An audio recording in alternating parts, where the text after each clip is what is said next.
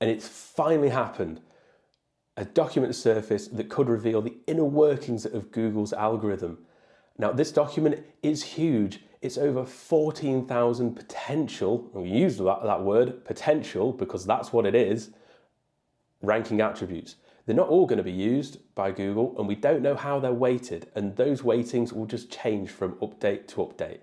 And that's what they're doing. They're just changing the dials every single time, dialing one thing up, one thing down, etc., trying to get it right. Not that they really do, and then at some point, like with the March core update, they just throw the majority of small site owners under the bus. Thanks for that, Google. Thanks. Anyway, this document can tell us a lot about where Google's head's at, and the document itself and the source have been verified by Rand Fishkin of Sparktoro, previously of Moz, and Mike King of iPullRank. But what can it teach us? And what can it tell us about what Google spokespeople have been telling us all these years? Have they been telling us a pack of lies?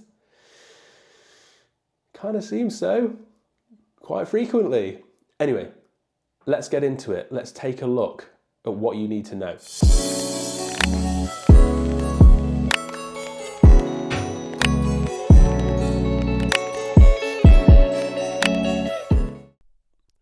Okay, so Mike and Rand have both written their own articles breaking this down for us. Now, I'm going to show you Mike's article primarily because it was the first one I came across. I like this article because he has included DOJ testimony, which is important. Like that antitrust investigation has revealed so much shenanigans behind the scenes. The whole issue of Google saying for years, oh, the search team and the ads team, yeah, they have nothing to do with each other. They're firewalled. They can't interact with each other. So they can't, like, for example, mess up Google's UI for the sake of ads to drive revenue. It's separate, which is the right way to do it. Wrong. That's not what happened. Anyway, there's a lot that we can learn from this, and as Mike says further on, he's going to be doing some additional content on this. I'll do my own article at some point. He has also included some caveats. For example, he's had limited time with this, and there are no scoring functions here, and that is a significant one because we don't know how these are weighted. Now, with each update, the weightings are going to change, and with most updates, that's essentially what Google are doing, is they're just changing the dials on all of these different things.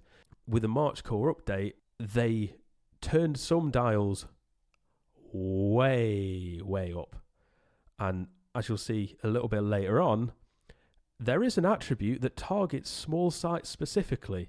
So with so many small sites being hit by the March core update, it does make me wonder whether they've specifically targeted small sites, because it appears that they do actually have the ability to do that.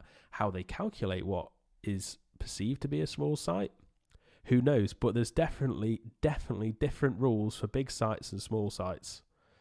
Anyway, the other thing to mention is that this information appears to be current as of March 2024. So let's take a look at some of these key takeaways. There's a bit more information, so you might want to read it in full. Link will be in the description below. But I want to draw attention to some of the things that Google has been saying and the takeaways that we can glean from this. We've got the whole domain authority thing. Now, as Mike says in his article, when Googlers have been saying, oh, we don't have anything like domain authority, they could have been specifically talking about Moz's metric, the whole lie by omission and obfuscation thing. But as we scroll down here, what we have is an attribute that is called site authority. So this is part of the compressed quality signals that are stored on a per document basis. Now, of course, we don't know how site authority is actually calculated, and that is the big secret.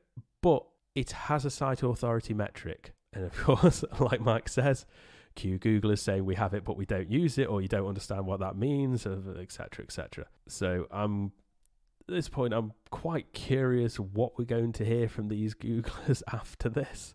Anyway, Let's move on to the next one. The next one is the big one, which is we don't use clicks for rankings. The DOJ antitrust investigation did reveal a system called Glue and a NavBoost ranking system.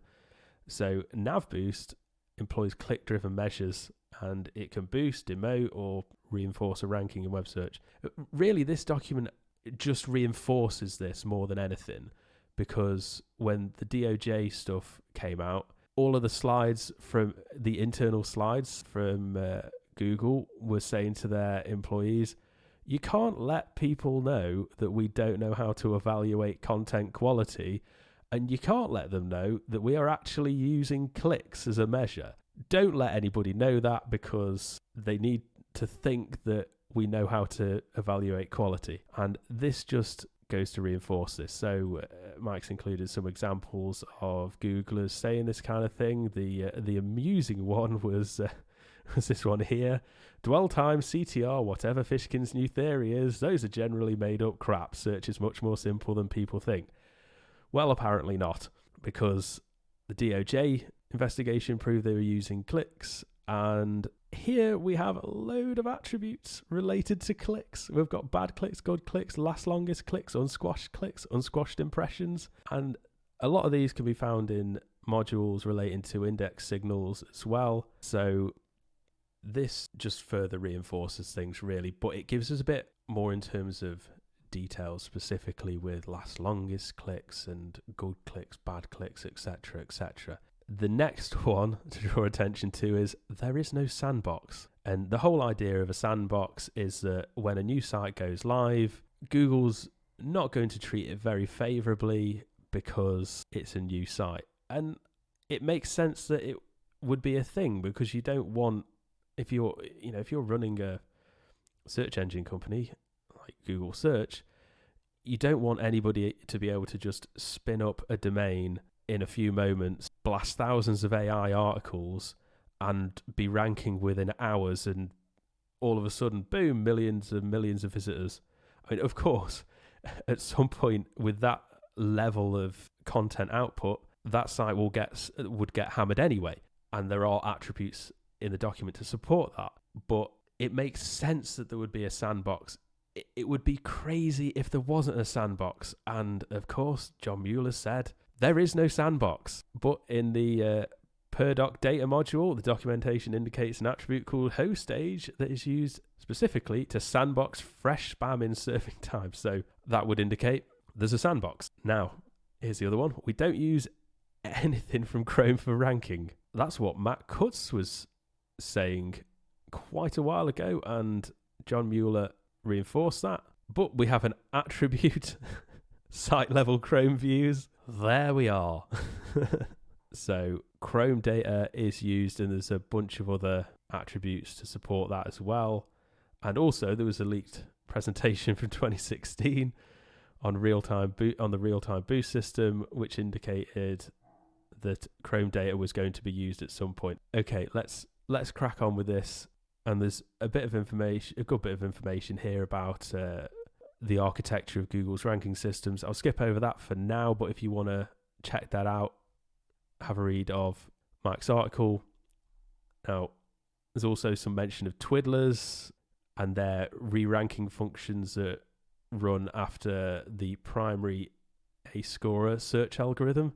So you can have like whatever the attribute is, like in this document, like if it's small site attribute, which we'll get onto in a moment, Google can just create a twiddler and mess around with that a bit further. So apparently they can offer category constraints and can be promoted by specifically limiting the type of results, etc. Gets a bit deep into this, but that just gives you a rough idea of twiddlers, because they're going to be mentioned a couple of times. Okay, now scroll down to this section on demotions. This section has some very, very good key takeaways. Now, specifically for link building, this anchor mismatch thing is very, very important. So it makes sense, right? The whole idea of this is that your anchor text and the article that's being linked to, they've they've got to match up. Yeah, Google's looking for relevance on both sides of the link here, as Mike says. So you've got to make your anchor text align with the topic of the article or page that you're linking to. Should be fairly obvious, I suppose, but it can happen. An interesting one here is if a page exhibits poor navigation practices or user experience issues, then it can be demoted as a result as well. Now, how they'll calculate that is an interesting one. I mean, super long page load times would be the more obvious one, and that's something to mention as well, because one of the things that's been discussed in the past is, or at least there was a lot of hype around it, was if you have a faster page, you're going to rank better. And then all of a sudden, people didn't really notice a difference or whatever. The thing that I want to clarify about that specifically is that if you have a page that is slow to load, very slow to load, you'll get slapped up by it. But you won't see a huge ranking boost because you've shaved off like a couple of milliseconds of your page load times. That's going to be good for users, of course, because the faster a page loads, the better. The faster it loads, the less likely that somebody's going to click off it and just bail. So anyway, let's get on to the exact match domains demotion. That's what, I mean, this is sort of old news really, but Matt Cutts discussed this like in 2012. So if you have an exact match domain, you're not going to, well, you're going to see a demotion, put it that way. Okay, so the last one that I want to draw your attention to in the demotion section is the product review demotion. Location demotions, porn demotions, all that, it's straightforward. Of course, porn's going to be demoted. Of course, content is going to be demoted if it doesn't match the location of a user in certain instances. But the product review demotion, that's the important one. Like Mike says here, it likely relates to the product reviews update that we saw in 2023. Now, when I was going through the document, I did think there are a bunch of attributes related to this, and it could mean, well, they were specifically like being labeled as a product review site. So the one thing that you don't want to do is publish so many product reviews that Google tags your site as a product review site. Now, with the helpful content update, one of the dials that they might have been messing around with was it could be the product review attribute, or the product review site attribute as it's called in the document. That whether that really happened, who knows? We'll never get a confirmation on that. But there was a few theories flying around that if your site has affiliate links, that Google was going to slap you. And I've seen a few experiments. None of them were really massively, well, they didn't really prove it without a shadow of a doubt. It's sort of like there's a few correlation studies, and it didn't really make me think that affiliate links would be a problem. However, I did believe that on some level, product review related content could be a factor if you have too much of it. And I suppose this goes towards confirming that theory somewhat, especially considering the name of the attribute, which is product review site, or at least some of the attributes that I was seeing in the document. That's a important key takeaway. Don't publish too much product review content. That might be a problem, and you don't want to get labeled as a product review site because that appears to be a demotion. Okay, so the holy grail of link building was always considered to be getting a link from sites like Forbes, Business Insider, Fast Company, the BBC, Huffington Post, all of these mainstream news sites. But when I've got links from these sites, some of the time they didn't make a damn bit of difference. And I always wondered why, when other articles I'd get links from would make a lot of difference. You know, in some cases they might double or even triple the traffic to one of my articles. I always wondered why. But now, it could have been down to the amount of referring domains that one had versus the other, and then some of them have the same amount of referring domains, and that could be down to the quality of those referring domains. But what we're seeing here is that there is an indexing tier system that Google uses for content. So we've got high quality, medium quality, and low quality. So all of the good stuff is accessed via flash memory. Slightly less important is stored on solid state drives, and the irregularly updated content is on standard hard drives. So it all boils down to how often the content is updated from the looks of this. When you get a link, what you want is a fresh link that is considered to be high quality, that's regularly updated. Now, like Mike says here, it explains why rankings from high ranking pages and from news pages typically yields better performance. Like news sites, a lot of their articles are updated like multiple times a day when they've got breaking stories, etc., etc.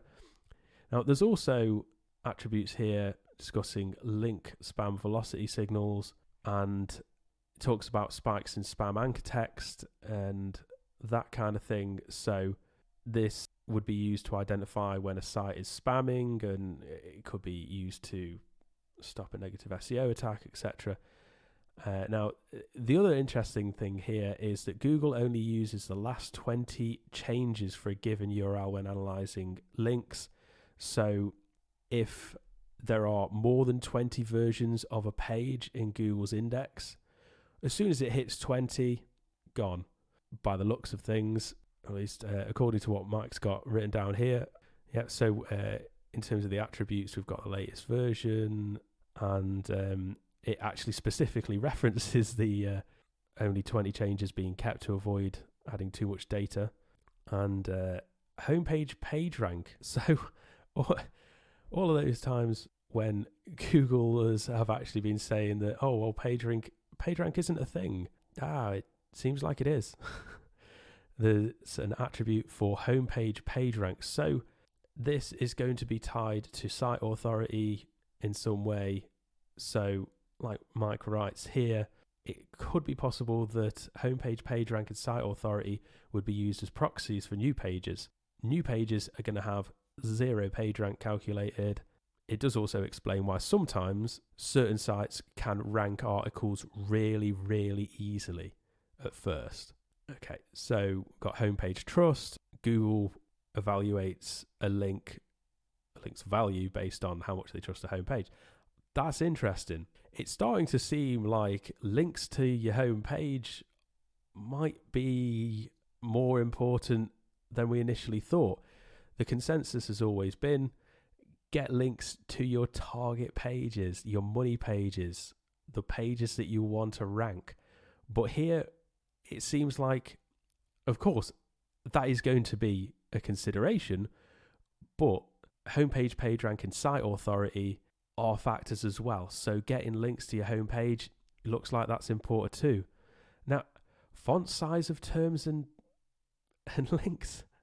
So yeah, this is a very old school SEO tactic, bolding and underlining text to make it seem more important. And that was something that would be considered in Google's algorithm. I like a lot of people, I think Mike included, thought that was knocked on the head a long time ago. But the average weighted font size of a term is an attribute in this document, so that's mad. And also, similar thing for anchor text too. So the people who've been saying that it's worth doing, they were right.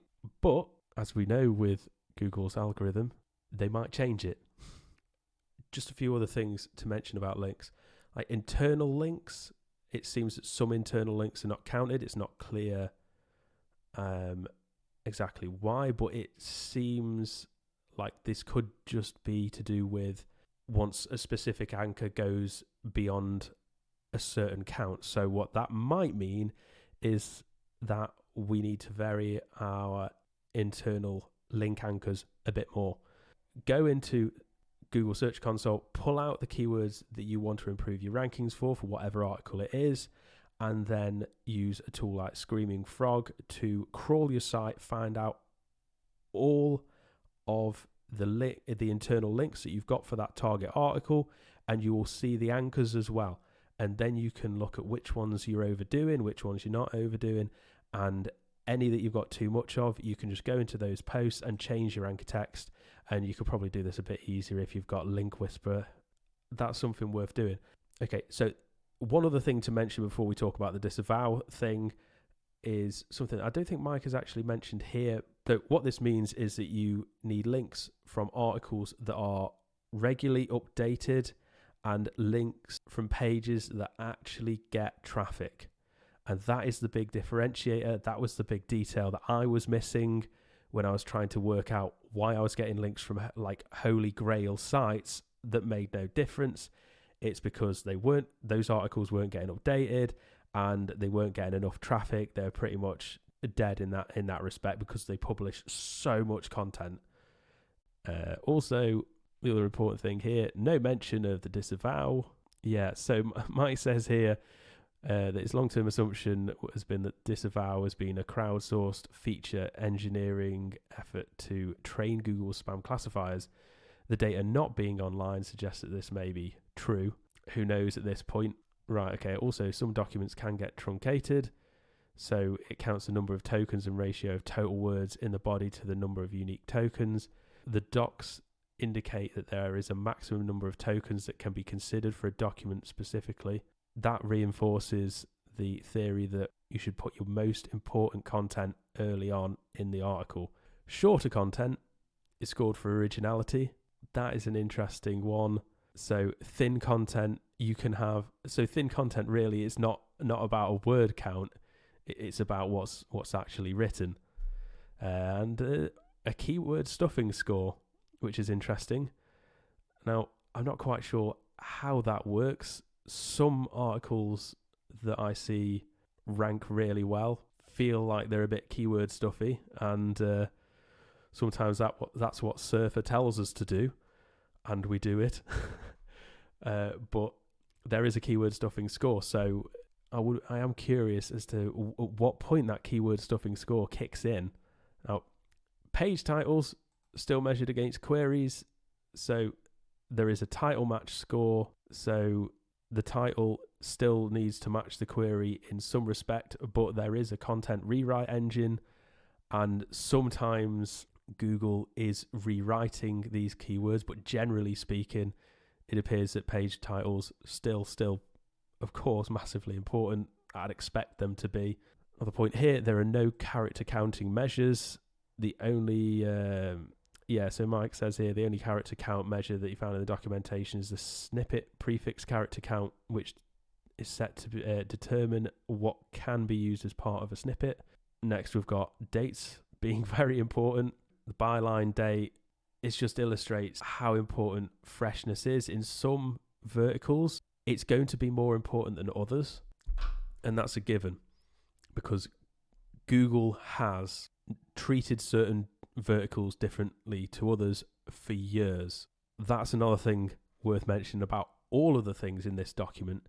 The weightings we don't know, and the weightings are going to change from update to update, but also the weightings are going to be different depending on the vertical or the industry or whatever you want to call it, and also sometimes down to specific types of keywords. All right, domain registration info is stored about pages. So one of the conspiracy theories, registrars feeding the algorithm, and yes, that is actually there. Registration info is stored. Like Mike says, this might be used as part of the way that they sandbox domains. It might be some time-related factor there. Video sites, if you've got more than 50% of pages with video, it's considered a video site and will be treated differently. Now, I'm not quite sure how differently it would be treated. So it might be a case of more of your videos end up appearing in search as opposed to your blog post or something like that. Who knows at this point? The next section that I want to draw your attention to is the part that is called site embeddings are used to measure how on topic a page is. And it looks like Google is trying to figure out whether a given page is relevant to the rest of the site, and if it falls outside of that topical sphere, then they might apply a demotion to the site or to the content or something like that. But the interesting part about this is actually the section below, which says an attribute called small personal site. And these two could be used together. So if you've got a small personal site and you cover a lot of different topics and your site focus score is below a certain point, because you're tagged also with the small personal site attribute, it's entirely possible that Google might just torch your site.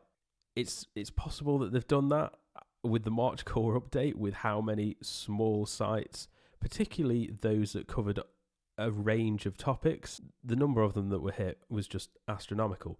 But in search result pages, the ones that I tended to see that were still doing okay were ones that were more topically focused.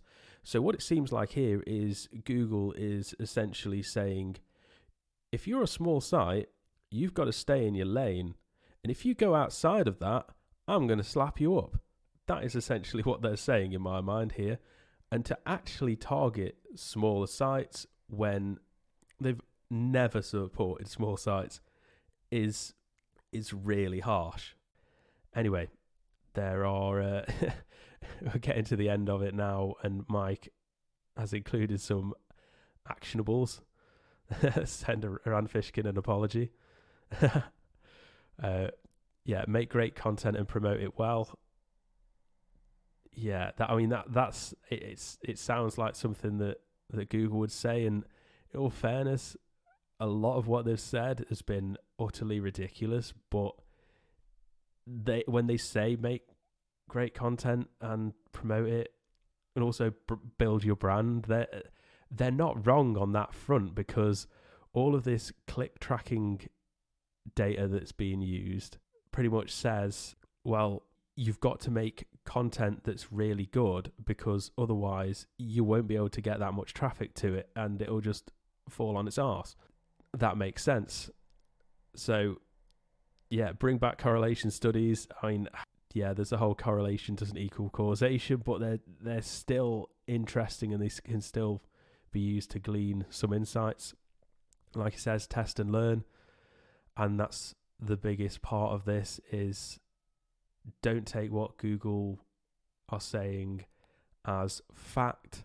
Always bear in mind that their job is to muddy the waters and make things as confusing and vague as possible.